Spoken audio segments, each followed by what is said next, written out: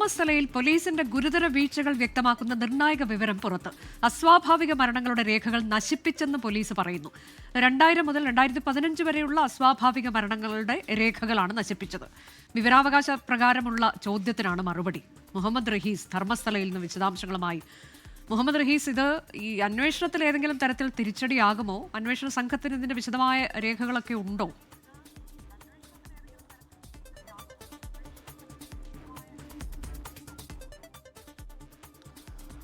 അനുജ, അന്വേഷണ സംഘത്തിന് ഈ കാര്യങ്ങളുടെയൊക്കെ വിശദമായ രേഖ ബൽത്തങ്കാടി പോലീസ് സ്റ്റേഷന്റെ പരിധിയിൽ തന്നെയുള്ള ഈ ധർമ്മസ്ഥല പഞ്ചായത്തിൽ നിന്ന് ലഭിച്ചിട്ടുണ്ട്. പഞ്ചായത്തിൽ പോയി ആദ്യം തന്നെ ഈ ഉദ്യോഗസ്ഥർ ഈ രേഖകളൊക്കെയും കൈപ്പറ്റിയിട്ടുണ്ട്.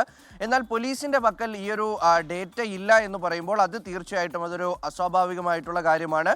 പ്രത്യേകിച്ച് ഈ വിവരങ്ങൾ എന്തുകൊണ്ട് പോലീസ് അവരുടെ രേഖകളിൽ നിന്ന് നീക്കം ചെയ്തു, അല്ലെങ്കിൽ അത് ഒഴിവാക്കി നശിപ്പിച്ചു എന്നുള്ളത് വളരെ വലിയൊരു ചോദ്യം തന്നെയാണ്. കാരണം ഈ 2000 മുതൽ 2015 വരെയുള്ള കാലത്താണ് ഈ പറയുന്ന ഈ ശുചീകരണ തൊഴിലാളി പ്രധാനമായിട്ടും ഇവിടെ ജോലി ചെയ്തിരുന്നതും അദ്ദേഹം ഈ പറയുന്ന മൃതദേഹങ്ങൾ കുഴിച്ചിട്ടു എന്ന മൊഴി നൽകിയിട്ടുള്ളതും ഇപ്പോൾ പരിശോധന നടക്കുകയും SIT അന്വേഷണം തുടരുകയും ഒക്കെ ചെയ്യുന്നത് ഈ ഒരു കാര്യത്താണ്.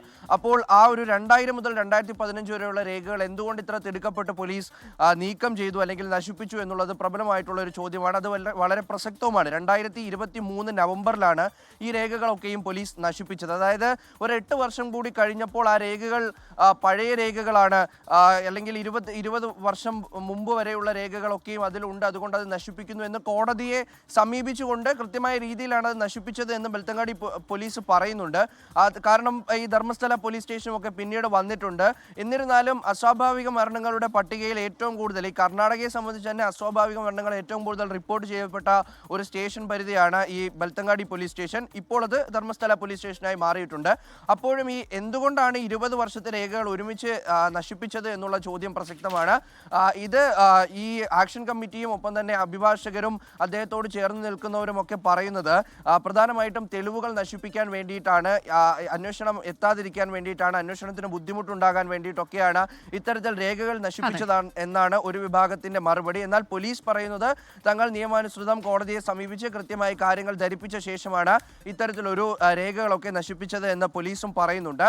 എന്തായാലും ഈ സമയകാലയളവിലുള്ള രേഖകൾ നശിപ്പിക്കുമ്പോൾ അതിലൊരു അസ്വാഭാവികതയുണ്ട്. ആ അസ്വാഭാവികതയാണ് സമയത്തുണ്ടാകുന്ന അസ്വാഭാവിക മരണങ്ങളെ കുറിച്ചൊക്കെയാണ് അന്വേഷണം നടക്കുന്നത്.